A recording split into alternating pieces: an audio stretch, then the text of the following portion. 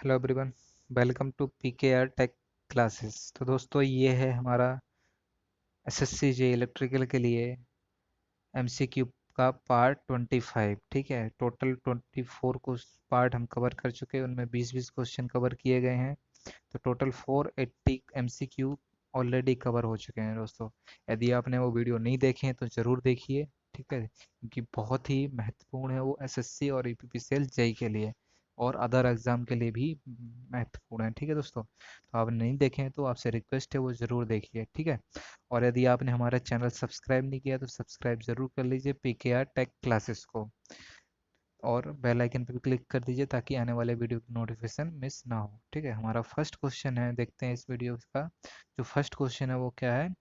Refer to the two magnetically coupled coil. इसमें जो दी गई फिगर में, the polarity of the mutual voltage is. इसकी हमें म्यूचुअल वोल्टेज की जो पोलरिटी है वो बतानी है। करंट की डायरेक्शन आप देख रहे हैं इस तरीके से, यहाँ भी ये डायरेक्शन है, तो दोनों में क्या सेम डायरेक्शन है, तो क्या होगा, ये इसका जो म्यूचुअल वोल्टेज होगा वो क्या होता है, पॉजिटिव होगा। ठीक है, next question number second. The ideal transformer in figure has n2 upon n1 equal to 10। the ratio of v2 upon v1 बताना है। तो यहाँ पे देख रहे हो करेंसी डायरेक्शन डॉटेड पॉइंट है, इससे होके जा रहा है, इससे जस्ट अपोजिट है जैसा कि आप देख रहे हैं। ठीक है, करंट की डायरेक्शन कैसे है, इसमें अपोजिट है, तो क्या आएगा, B two upon B one equal to, चूंकि आप जानते हैं N two upon N one equal to क्या होता है, B two upon B one.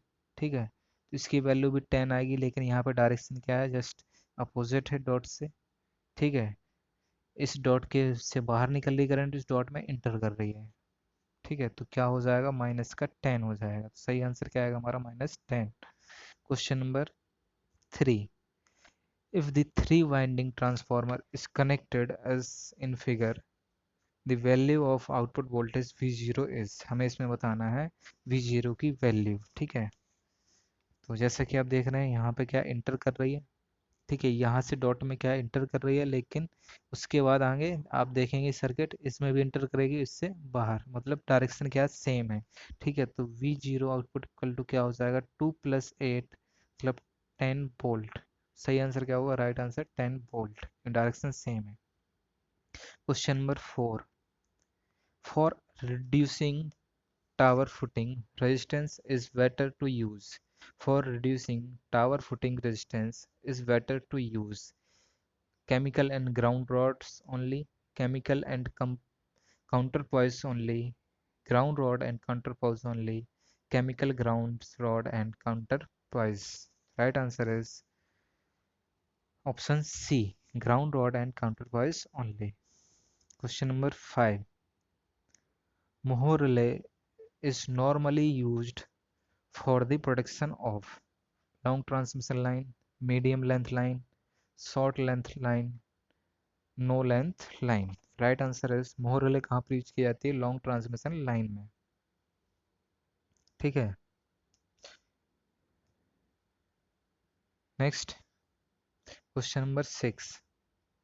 Reactance relay is normally preferred for protection against earth fault only, phase fault only, all of these, none of these. जो reactance relay होती है वो किसके लिए prefer की जाती है, वो अर्थ फॉल्ट के लिए की जाती है मैक्सिमम। ठीक है, क्वेश्चन नंबर 7।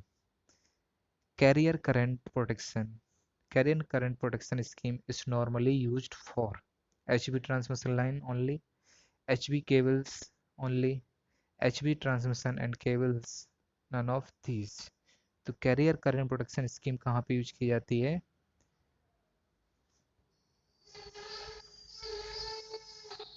ये की जाती है हमारे HV ट्रांसमिशन लाइन के लिए। ठीक है, question number 8। The ratio of reset to pick up, the ratio of rest to pickup current for an induction cup relay is approx 0.99, 1.01, 0.75, none of these। Right answer is option A सही है इसका दोस्तों। क्योंकि जो percentage होता है वो कितना होता है, 95 से 100% होता है। ठीक है, इसके बीच में तो क्या आएगा, 0.99 आएगा। ठीक है, question number 9। If the time of operation for a relay for unity time is 10 seconds, the time of operation for 0.5 TMS will be 20 second, 5 second, 10 second या नन ऑफ दिस। तो फॉर्मूला क्या होता है टाइम ऑपरेशन का, unit TMS into TMS. तो 10 into 0.5 equal to 5 second. तो answer option B सही हो जाएगा। ठीक है, question number 10। A reactance relay is voltage restraint directional relay, directional restraint overcurrent relay, voltage restraint overcurrent relay. None of these. Right answer is directional restraint overcurrent relay. Question number 11. For protection of parallel feeders fed from one end, the relay require are non-directional relay at the source end and directional relay at the load end. Non-directional relay at both the end, directional relay at the source end and non-directional relay at the load end. Directional relay at both end. तो जो कि parallel feeders हैं उनके protection के लिए कौन से relay use करते हैं, हम करेंगे हम यहाँ पे non directional relay at the source and and directional relay at the load and.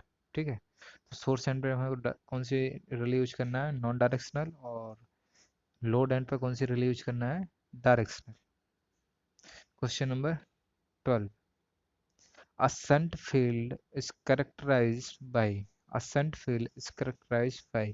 increase in current frequency and VF, increase in current reduction in frequency and power factor, increase in current and frequency but reduction in power factor, none of these. Right answer is increase in current, frequency and power factor. Question number 13. The capacitor switching is easily done with air blast circuit breaker, oil circuit breaker, vacuum circuit breaker, any of these. Right answer is vacuum circuit breaker. Question number 14. Where voltages are high and current to be interrupted is low, the breaker preferred is। जब voltage high हो and हमें current को क्या करना पड़े, वहाँ हमें interrupt करना पड़े, करंट इंटरप्टेड क्या हो, लो हो। ठीक है, तो वहाँ पे ब्रेकर, कौन सा ब्रेकर यूज किया जाएगा, air blast circuit breaker, oil circuit breaker या वैक्यूम सर्किट ब्रेकर या फिर एनी ऑफ दिस। जब वोल्टेज हाई होता है करंट कम होती है तो वहाँ पे कौन सा ब्रेकर यूज करते हैं हम, vacuum circuit breaker. Question number 15। The most suitable CV for short line fault without switching resistance register is air blast CB, MOCB, SF6 circuit breaker या फिर नन ऑफ दिस। कौन सा यूज करते हैं यहाँ पे हम, SF6 circuit breaker. Question number 16। In a DC series motor, the electromagnetic torque developed is proportional to IA square 1 upon IA या 1 अपॉन आई ए स्क्वायर। तो टॉर्क इक्वल टू क्या होता है, 5 इंटू आई ए। चूंकि हम जानते हैं 5 equal to I A, sorry 5 proportional to I A. ठीक है, तो टी प्रोपोर्शनल टू क्या हो जाएगा, आई ए का स्क्वायर। तो ऑप्शन बी एकदम सही हो जाएगा। ठीक है, question number 17। In a 3 phase induction motor running at slip S, the mechanical power developed in terms of air gap power PG is। दोस्तों कितना होता है ये,